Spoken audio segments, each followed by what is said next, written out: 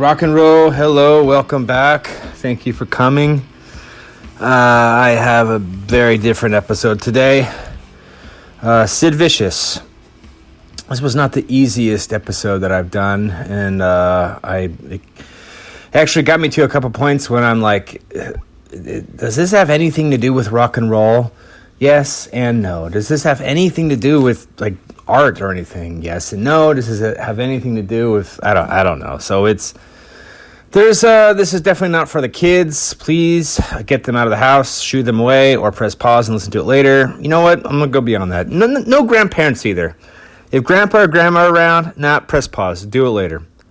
There's some ugly stuff, okay? It's an ugly episode. I'm giving you a warning right now. It's an ugly episode. And I'll get to the point where I'm like, okay, now I'm really telling you it's ugly. All right, so I'm just going to start right through. It took me a while to get through this, and I just want to jam through it and move the fuck on. All right. Hello. Welcome back to Jay's Rock and Roll Stories. I'm your host, Jay. Today we're talking about Sid Vicious. Who is Sid Vicious? Have you heard of the Sex Pistols? All right, well, you're halfway there. Okay, so all the meat and everything I got from this is from the book called Vicious, Too Fast to Live by a guy named Alan Parker. So anyway, Sid Vicious, he was born May 10th, 1957 as John Simon Ritchie. His mother gave him some nice words of advice when he was a little guy. She said to him, "You are you. You can do anything you like, providing you don't hurt anybody. Don't hurt anybody else while doing it. You should be able to do what the fuck you like." That's what she said. Anyway, so he meets John Lydon, who would go on to become Johnny Rotten. He meets John Lydon at a Hackney College when they're young teenagers, sort of an art and photography school. John Lydon is really into David Bowie. Sid Vicious is also into Bowie. He comes up with his, John Simon Ritchie comes up with his new title, Sid Vicious, from his hamster, Sid, and from Pink Floyd's Sid Barrett, and a Lou Reed song, Vicious. I think that's off of first album or Transformer, I'm not sure. Anyway,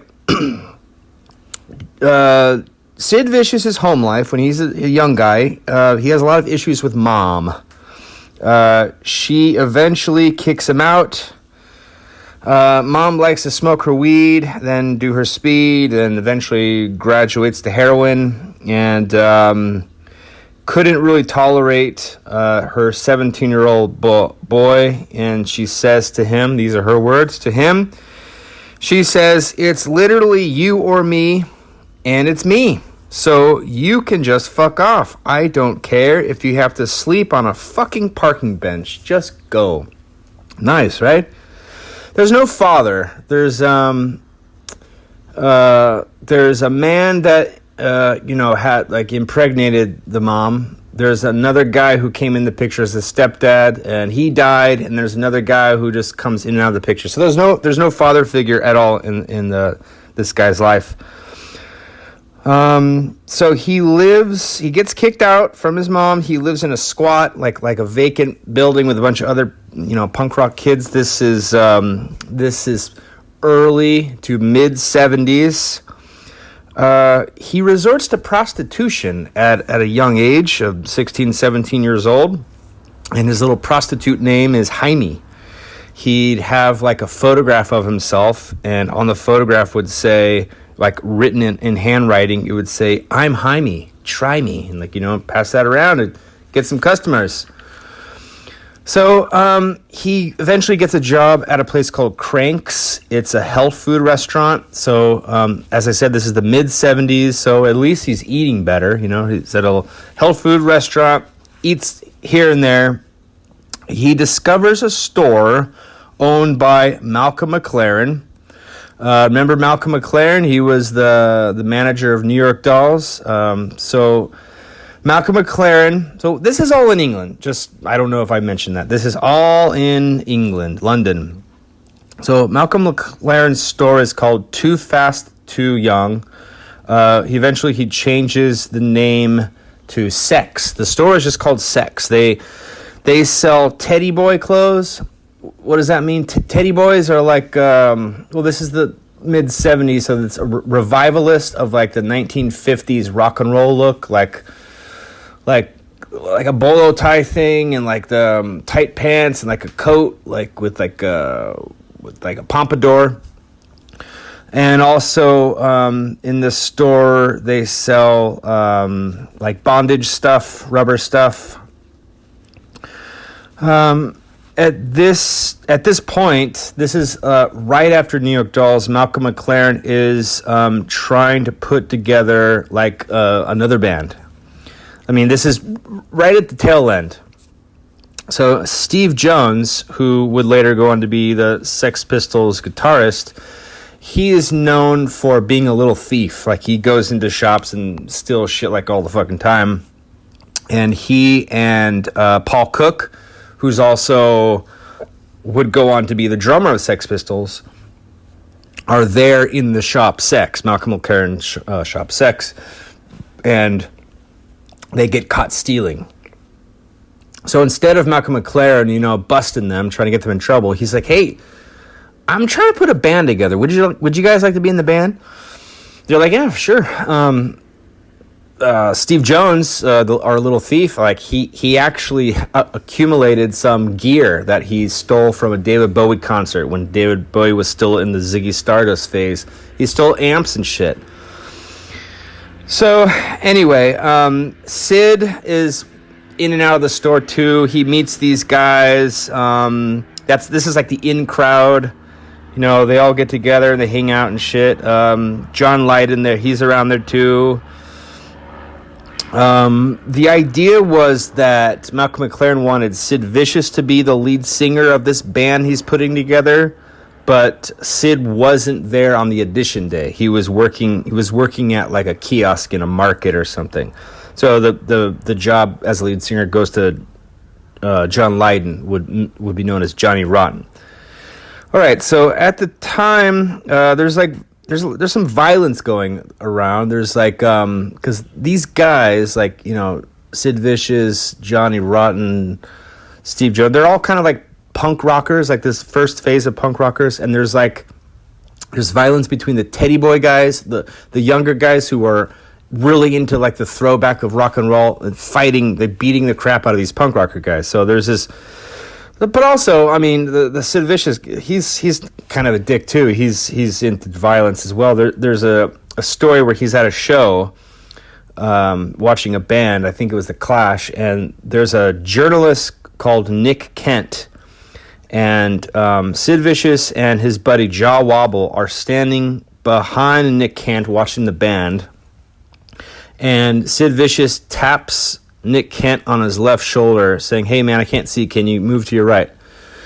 So Nick Kent says, "Yeah, sure." So moves to his right, and then the buddy Jaw Wobble taps him on his right shoulder and says, "Hey buddy, I can't see. Can you move to your left?" So he's going back and forth. Then he turns around and sees the guys were fucking with him, and Sid Vicious pulls out a chain and beats the crap. Like, they fight this guy. They beat him up.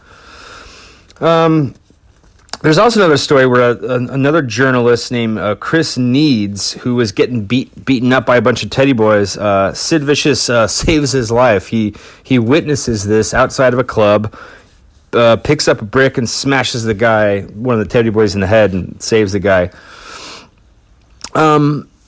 Chrissie Hynde, remember her? She's a lead singer of the Pretenders. She's hanging out over there. She's hanging out in London, hanging out with all these punk rockers, and her visa is running out, and she's friends with Sid Vicious, so she says, can you marry me so I can continue with my visa? I won't lose it. That was the plan. They were going to get married, but he never shows up. So at this point, with hanging out with the kids, the other buddies at the sex shop, and trying to put together this Malcolm McLaren band, he gets addicted to speed. And he becomes Vivian Westwood, who is like the assistant to Malcolm McLaren, becomes her like sort of like a play doll. She tries him out in all these different outfits and stuff because he's a good looking guy. He's tall. He has like a very striking looking face. So he's kind of like everyone looks at him. Everyone likes him. He's actually in a band. Sid Vicious is in a band called the Flowers of Romance. This is his band. They all wear black leather. They're all kind of like tough looking. Sid Vicious is playing bass. He learns how to play bass by just listening to Ramones records and trying to play along to the Ramones. This band, Flowers of Romance, it's never recorded. They just dissolve. He was when he grew up, he was like a loner, and his mom commented that he was just like he never really had any friends. But once he became in the circle of these people, like he was just like the main popular guy. So there's sort of like a concert, a little show that's put on by Malcolm McLaren called the Punk Festival, and this is 1976, late 76, and it's 2 nights. It's at a place called the 100 Club, and Sid Vicious plays drums with a band they put together with Marco Pironi, who would go on to make music with Adam Ant. And so the story is that a beer glass was thrown and it hit someone, and they all pointed the finger at Sid. Sid threw it, but it's not true. I mean, in this book, the guy says it's not true. Sid didn't throw that, but he actually goes to jail. Like they pick him up for like inciting a riot, that kind of thing. So this is the beginning of the cops really putting an eye on punk rock bands, punk rock clubs, because it's like from right out the gate, it's like, holy shit, someone got a glass of beer thrown at their face. So number one, he didn't do the crime, but number two, he did the time. So he is sent. He does a stint at the Ashford Remand Center, which kind of changed him a bit. People noticed that before he went in, he was still like this nice boy. But once he came out, he became kind of harder, and he kind of embraced this new Sid Vicious tough guy attitude. While he's in jail, he writes letters to his mom. He writes letters to Malcolm McLaren. He reads books. He read a book about Charles Manson, and he gets really into comic books. He likes Mad Magazine, especially. He said especially the bit in Mad Magazine where they make fun. I don't know if you ever read a Mad Magazine, but there's always a part where they will make fun of the most like contemporary film that's out in the theaters. And he says that he loved that part of the Mad Magazine because Sid Vicious didn't like movies. He thought movies were boring. So anyway, January of 1977, Glenn Matlock is the bass player of the Sex Pistols. Sid Vicious is the leader. Paul Cook is the drummer. Steve Jones is the guitar player. But Glenn Matlock, the bass player, just doesn't get along with doesn't get along with Johnny Rotten. They fight. They fist fight. They don't like each other. And eventually, Glenn Matlock is kicked out of the band, and Sid Vicious is put in the band as the new bass player. Okay, so just a side note here is just that when Glenn Matlock left, he was paid out. That he was paid £2,966. It's not too shabby to leave a punk rock band like that. All right, so Sid officially joins the Sex Pistols of March 3rd, 1977.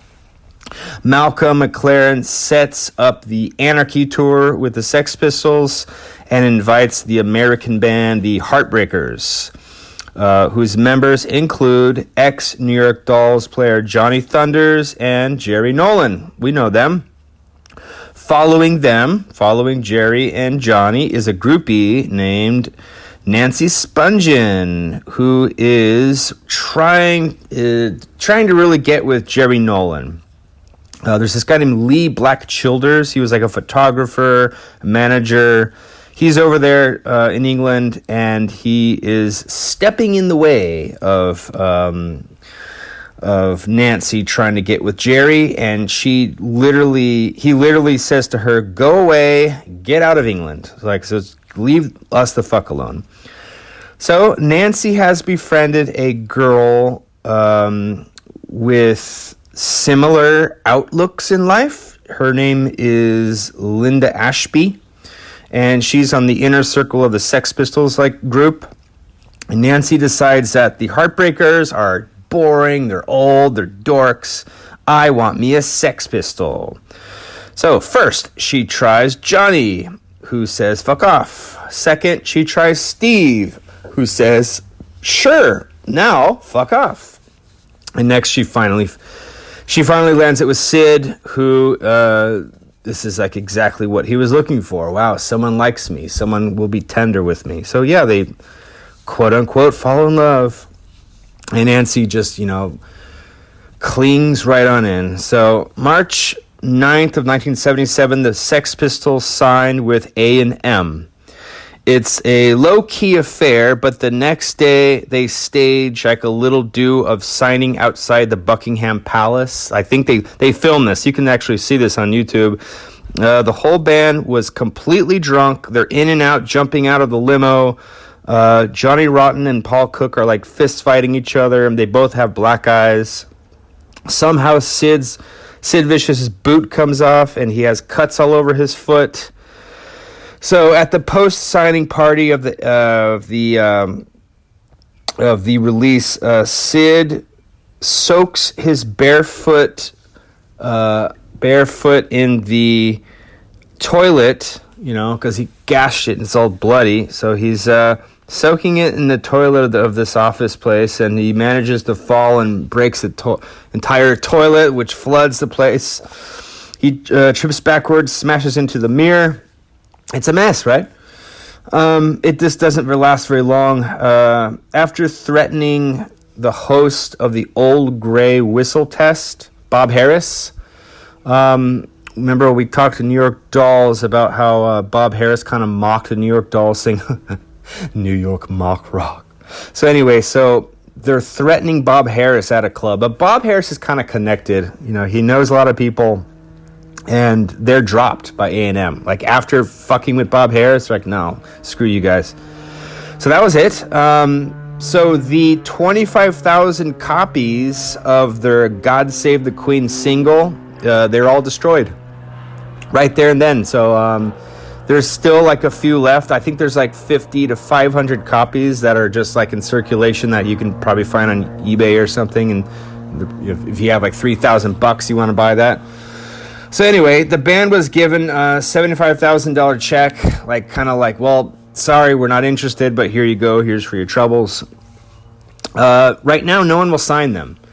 Everyone knows about the punk rocker violence. It's the problematic, personalities. No one wants to sign the band. At this point, Sid catches hepatitis B, and he has like this gray, greenish look on his face. Like, he looks green. He's really sick. He spends a month in the hospital, and Nancy is the only one that comes to visit him. Remember, Richard Branson, Virgin Records? Well, he's around at this point, and he signs the Sex Pistols to his label, Virgin Records, on May 12th, 1977. Let's see. So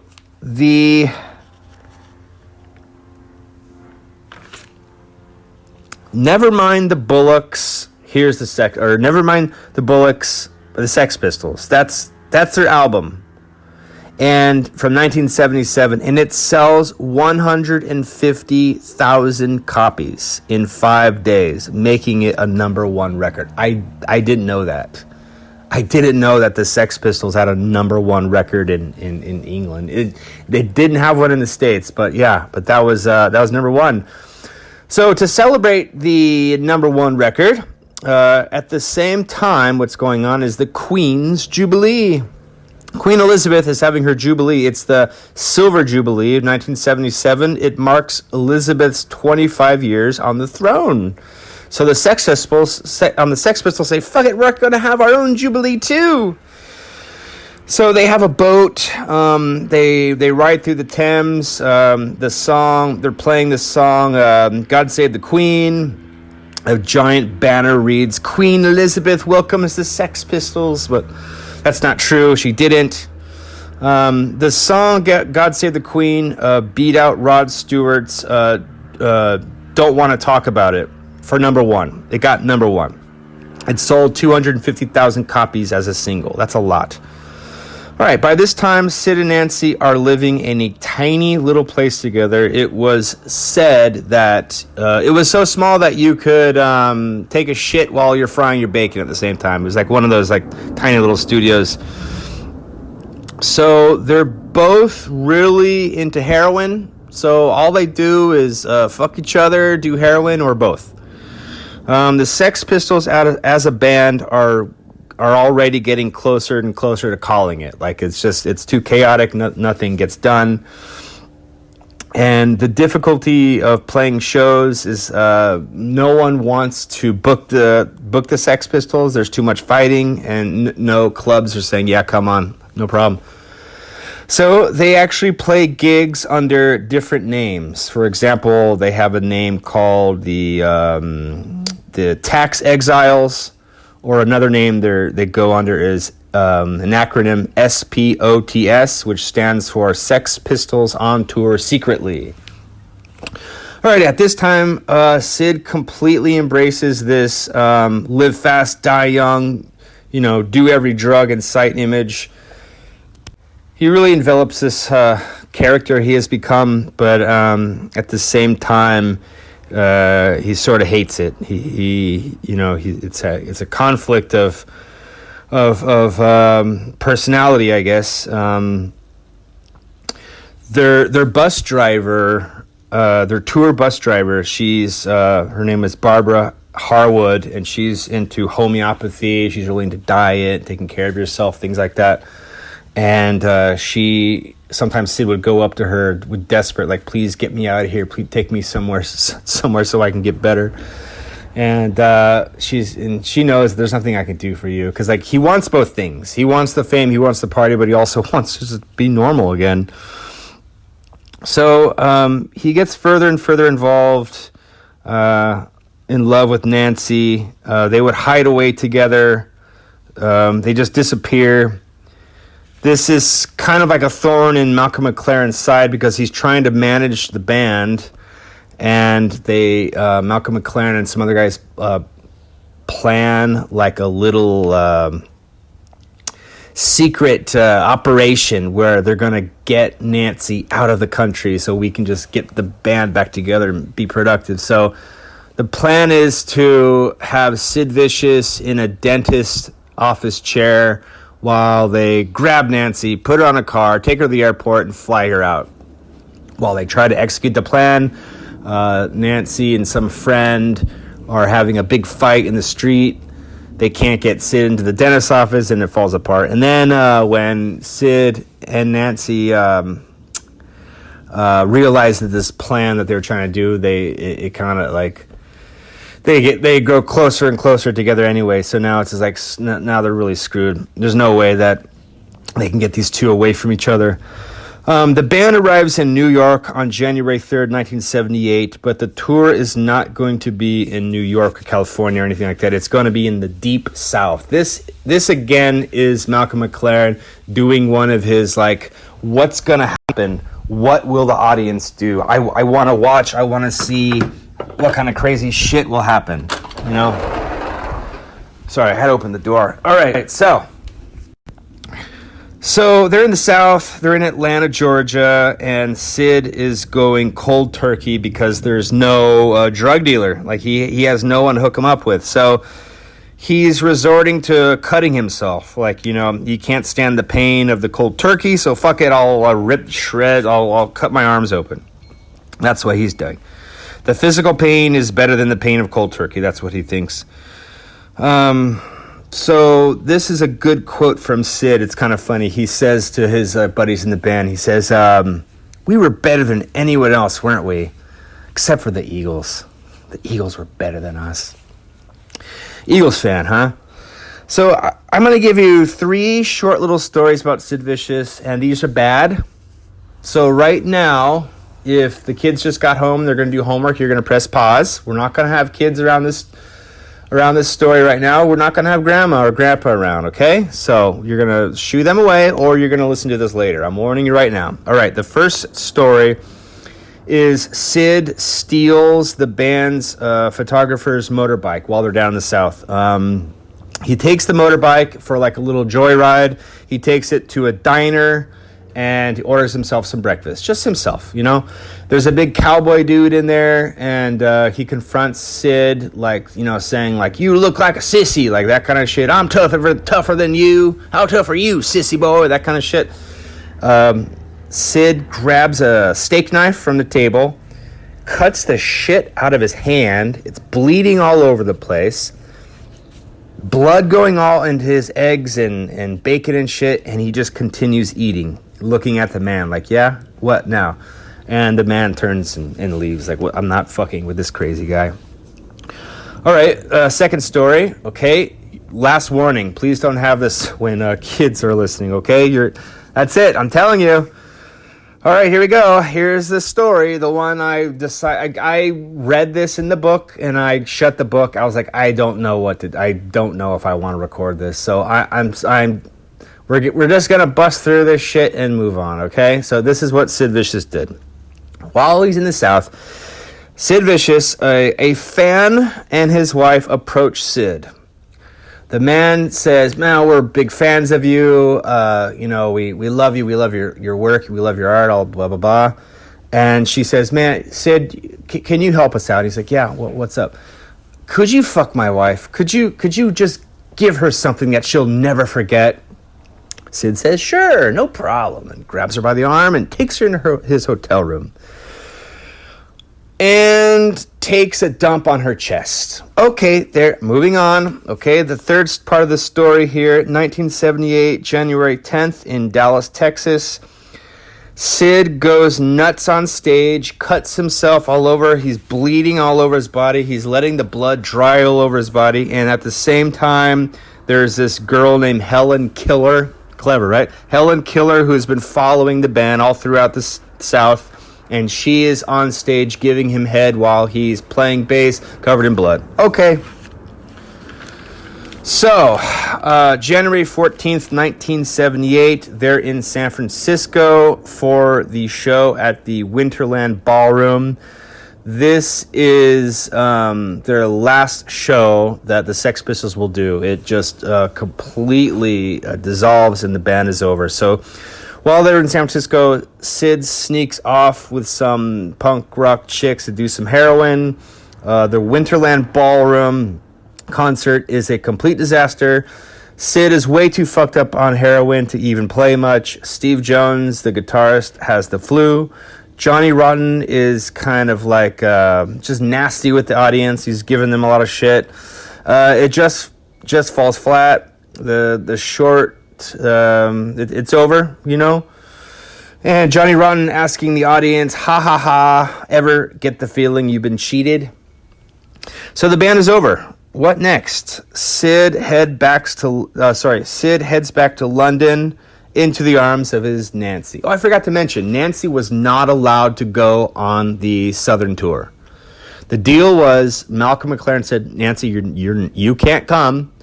But Sid said, fine, if she can't come, then you had to put us in a nicer apartment. So, okay, so Malcolm McLaren got the nicer apartment in another part of London. Okay, so Malcolm McLaren is at it again. He's making a movie called The Great Rock and Roll Swindle. I've seen it. You can see it. It's not that good. It's kind of shitty.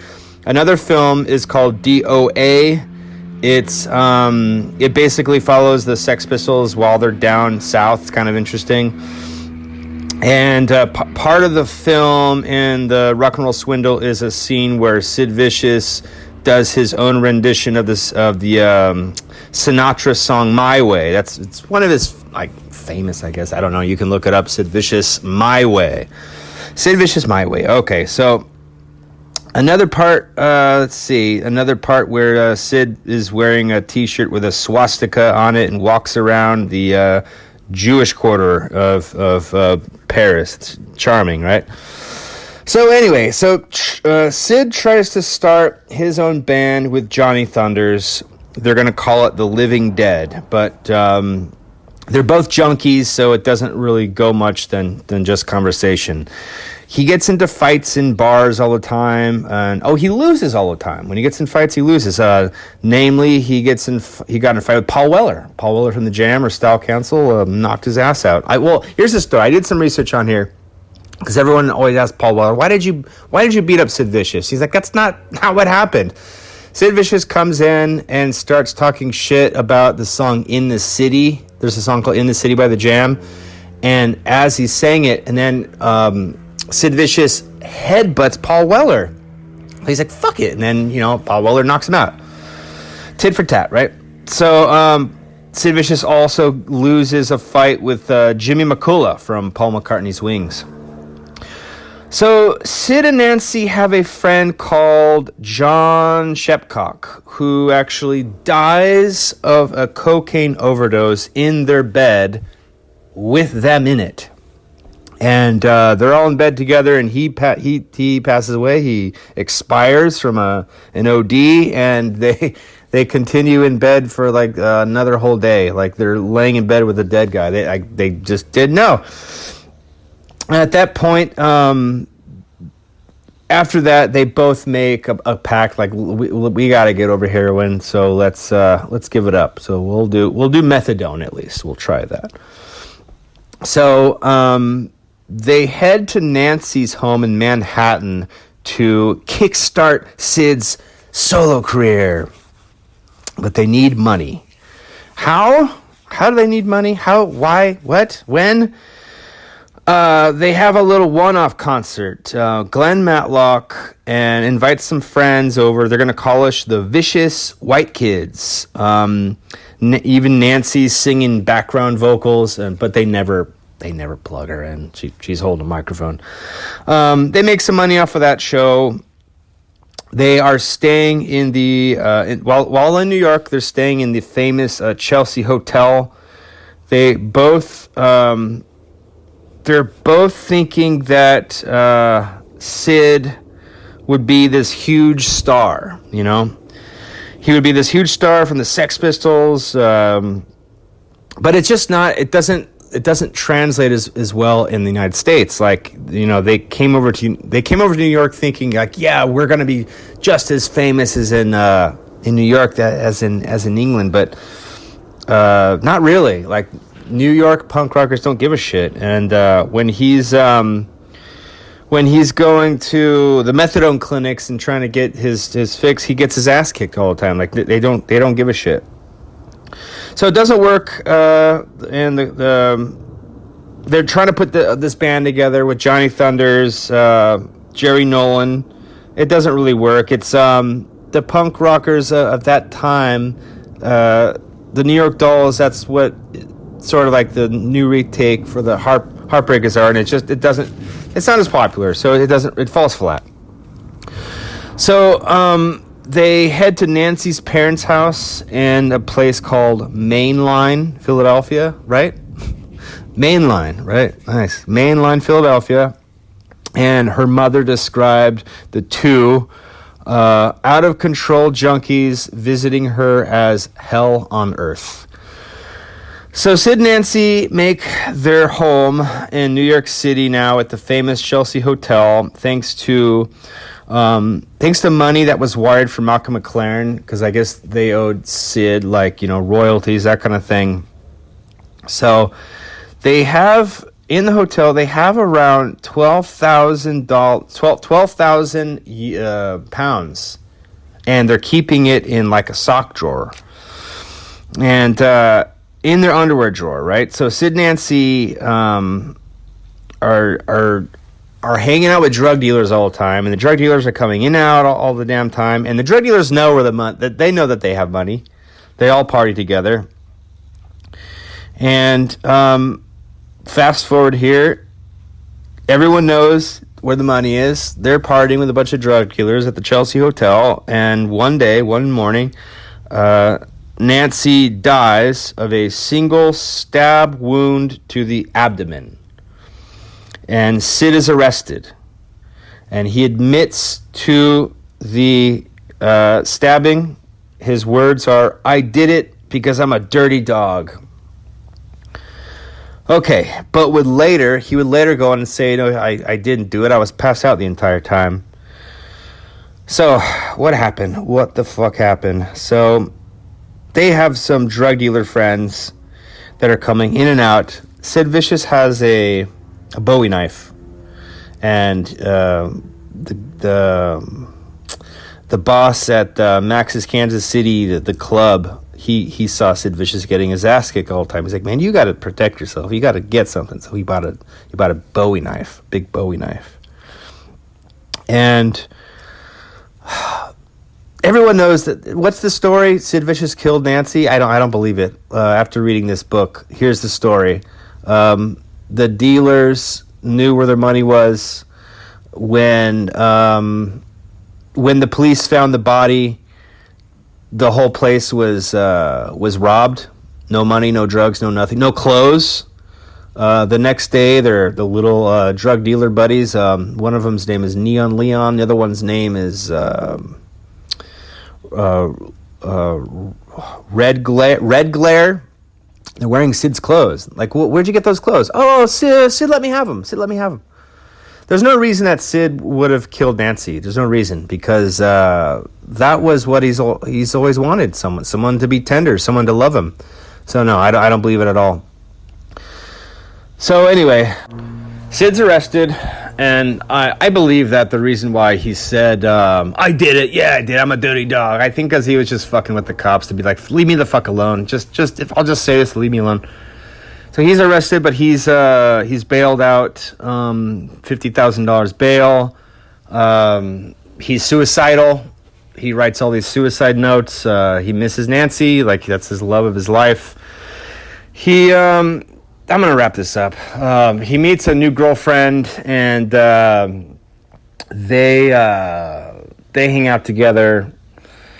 And there's this one time when he's at a club, and Patti Smith from New York, the singer, Patti Smith's brother accuses Sid Vicious of hitting on his girl. Sid Vicious fights back and smashes a bottle over the guy's head, and he gets arrested.